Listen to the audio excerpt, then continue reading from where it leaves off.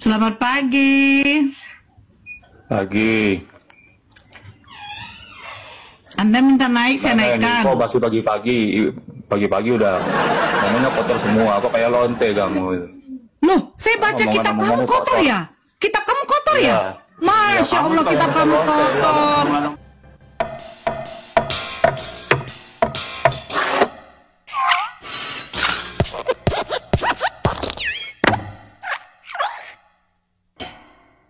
Salam saudaraku, di video kali ini kita akan membahas si penghujat yang masih berkeliaran ya, meski sudah dilaporkan, yaitu Nora Aritonang. Tapi sebelumnya saya terlebih dahulu mengucapkan terima kasih banyak bagi saudara-saudara yang sudah support pembangunan Ruang Risans Channel. Dan kiranya Tuhan Yesus yang membalas kebaikan saudara-saudara semua. Baik, langsung aja kita akan simak videonya. Selamat pagi. Pagi. Anda minta naik, saya Mana ini? naikkan. Kok masih pagi-pagi? Pagi-pagi udah ngomongnya kotor semua. Kok kayak lonte kamu? Loh, saya baca kitab kamu Omongan-omongan kotor kotor. ya? Kitab kamu kotor ya? Iya. Masya Allah, kitab kamu kotor. Omongan-omongannya kayak Yeskiel 23 kotor. Iya. Hanya lonte yang punya pikiran kotor kayak kamu. Waduh, lonte. Aduh. Benar kan tertawanya kayak punya lonte kamu itu. Itu bukannya Waduh, Bunda Maria waduh, punya waduh. status? Waduh, lihat tuh. Waduh, Kamu lonte. jangan sebut, Lihat itu. jangan sebut nama Lihat tuh, Yesus, aduh, ibunya aduh, Yesus, genitnya kerjaan dicampur, ibunya kayak Yesus. lonte modelmu itu. Iya, kerja Aduh. ibunya Yesus. Ih, kasihan Iya, kali. pikirannya dengan kotor terus kan? Persis Iya, kayak kerja lonte ibunya kamu itu. Yesus. Aduh, lonte ya.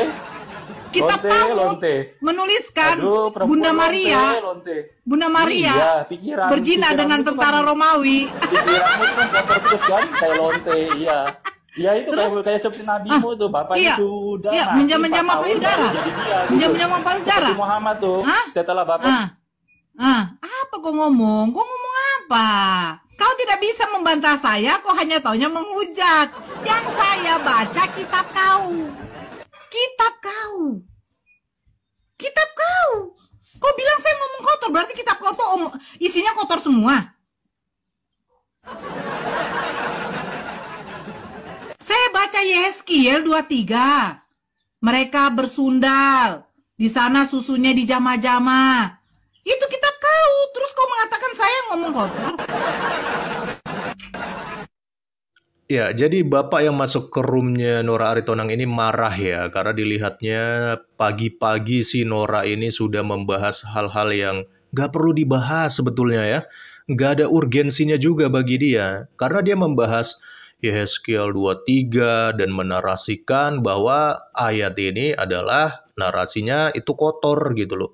Padahal kalau kita lihat secara utuh, justru Yeskiel 23 ini sedang menunjukkan kejujurannya secara terbuka kepada kita bahwa ada sebuah cerita perumpamaan tentang kakak beradik yaitu Ohola dan Oholiba yang hidupnya itu mereka bersundal di Mesir. Ohola ini diumpamakan sebagai Samaria, sedangkan Oholiba itu diumpamakan sebagai Yerusalem. Mereka hidup tidak benar di hadapan Tuhan, mereka berzina, bersundal, sehingga akhirnya Tuhan memberikan hukuman kepada mereka. Tetapi sayangnya Nora di sini hanya fokus menarasikan di bagian berzina dan bersundalnya saja, dan mengabaikan bahwa sebenarnya ini adalah sebuah pelajaran bagi orang yang meninggalkan Tuhan pasti akan mendapatkan hukumannya. Ya, jadi sebenarnya banyak sekali pelajaran rohani yang bisa kita dapatkan dari teks ini, teman-teman. Lalu belum puas juga si Nora ini menarasikan yang tidak baik tentang Yeskiel. Nora juga menarasikan yang nggak baik tentang Bunda Maria dengan mengutip Talmud katanya ya, yang mengatakan bahwa Bunda Maria itu berzina dengan tentara Romawi. Aduh, sayang sekali ya teman-teman. Kok bisa ada wanita Islam seperti ini ya? Padahal setahu saya nih ya, orang Islam sendiri berdasarkan Quran, itu katanya mereka sangat menghormati Bunda Maria yang katanya mereka kenal sebagai Siti Maryam loh. Yang katanya ibunya Isa Al-Masih. Katanya mereka menghormati, tapi kenapa jadi olok-olok begini? Dan lucunya dia menghujat Bunda Maria, menarasikan yang tidak baik tentang Bunda Maria. Dia kutipnya pakai Talmud. Nah pertanyaannya, si Nora ini Islam atau Yahudi gitu loh. Dia ini percaya yang mana? percaya kepada Quran atau percaya kepada Talmud. Jadi kan sudah standar ganda di sini ya.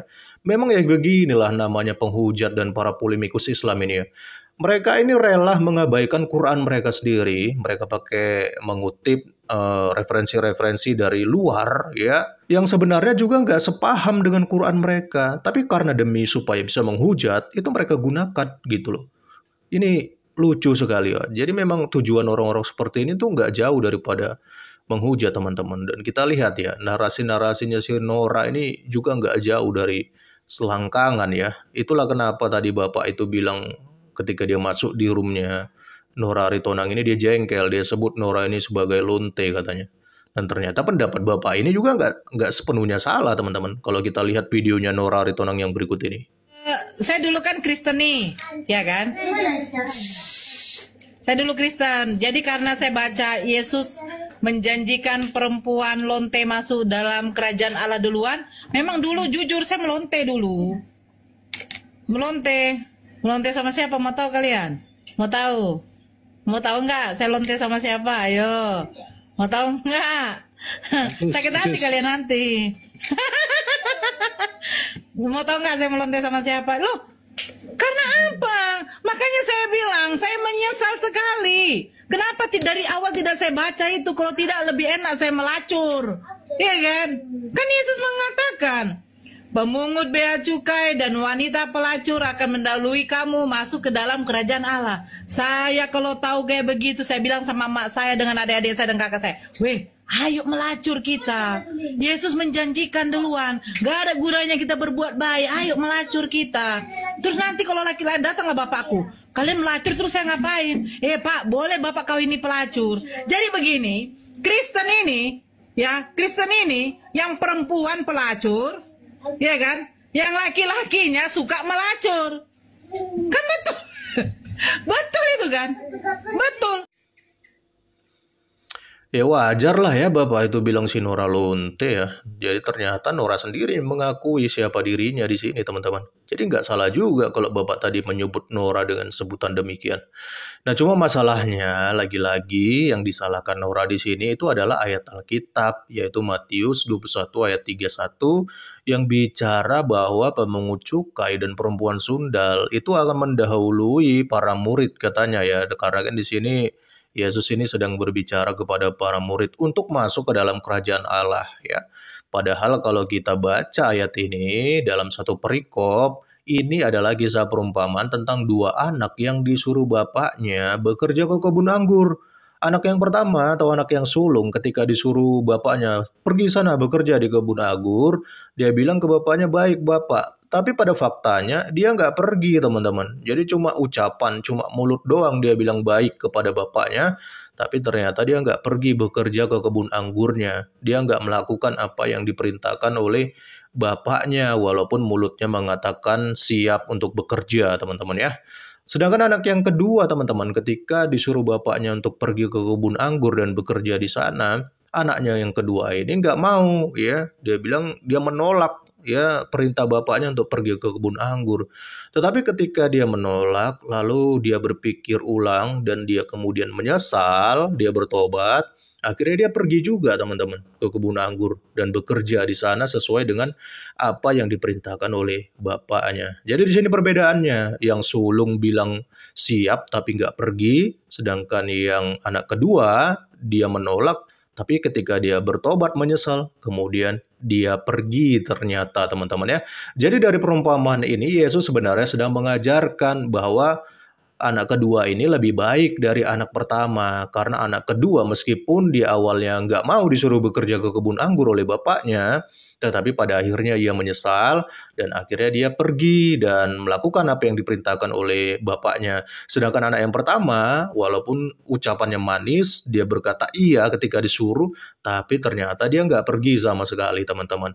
Dan itu sama halnya ketika kita sebagai manusia percaya kepada Yesus Kristus, jangan cuma di bibir atau di perkataan saja, tapi harus disertai tindakan juga teman-teman. Makanya Yesus dalam hal ini mengatakan dikatakan di ayat selanjutnya, yaitu ayat 37, bahwa pemungut cukai dan perempuan sundal ini memang adalah orang berdosa mereka. Tetapi pada akhirnya dikatakan mereka seperti anak yang kedua tadi. Mereka percaya, mereka menyesal, dan akhirnya mereka bertobat, maka mereka layak masuk dalam kerajaan sorga, walaupun mereka adalah orang berdosa, teman-teman.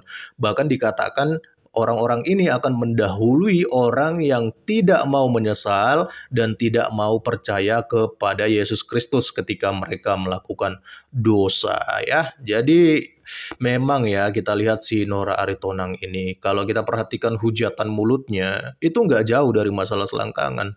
Saya nggak tahu ya, ada pengalaman pahit apa sih ya si Nora ini sehingga dia bisa sampai sesakit ini jiwanya gitu loh. Apa jangan-jangan si Nora ini pernah disakiti laki-laki kemudian ditinggalkan? Ataukah dia juga pernah diperlakukan gak baik oleh pelanggannya sewaktu dia masih melonte seperti perkataannya tadi? Kita nggak tahu ya teman-teman. Ya mungkin hanya Nora dan Tuhan saja lah yang tahu ya. Tapi jujur ya, saya jadi kasihan. Saya takut kalau si Nora ini dibiarkan terus begini. Kejiwaannya itu makin terganggu. Dan hujatannya itu makin parah teman-teman. Apalagi diberikan panggung untuk membahas apa? Membahas agama. Mewakili Islam lagi dia ini ya. Dia kan bahas agama kan berdasarkan dirinya sebagai perempuan Islam kan. Seorang muslimah pakai jilbab lagi. Padahal harusnya ya kalau kita mau membahas agama, berdiskusi tentang agama, ya harusnya dibahaslah secara terhormat, secara edukatif. Ini loh yang dibahas ini agama. Tapi kalau model pembahasannya seperti Nora Aritonang ini, ya cuma satu aja yang bisa kita dapatkan, yaitu rasa permusuhan yang akan semakin dalam kehidupan kita sebagai antar umat beragama, teman-teman. Jadi itu aja yang sebenarnya bisa didapatkan dari konten-kontennya si Nora ini. Gak ada nilai edukasinya, gak ada. Yang ada adalah perpecahan, permusuhan, teman-teman. Ya, saya penasaran ya dengan si Nora Aritonang ini. Padahal sudah dilaporkan loh oleh si Dosma si Jabat. Tapi entah kenapa Polda Sumut belum ada tindakan ini teman-teman ya untuk mengamankan mulut kotornya si Nora Aritonang ini. Sementara di satu sisi yang lain kita lihat si Ratu Entok itu kemarin bisa secepat itu loh ditangkap ya. Padahal jika kita bandingkan di antara keduanya, Nora ini jauh lebih parah daripada Ratu Entok. Tapi kenapa ya seperti ada perbedaan perlakuan di sini teman-teman? Apa jangan-jangan si Ratu Entok itu cepat ditangkap karena dia itu adalah selebgram dan cukup punya banyak uang lah dibilang ya dibandingkan dengan si Nora ini. Ya saya juga nggak tahu ya teman-teman ada apa di balik ini semua. Kenapa sepertinya ada perbedaan perlakuan kalau kita lihat model-model penangkapan terhadap para penghujat ini ya. Si Ratu Entok ini cepat ditangkap, lalu juga ada salah satu selebgram Medan juga si Morteja ya, itu juga cepat ditangkap. Tapi kalau kita bandingkan dengan Nora, dengan Juma, dengan Oni Riva, itu kok sepertinya lambat sekali prosesnya. Kalau menurut teman-teman sendiri bagaimana? Salam kritis, Tuhan Yesus memberkati. Salam.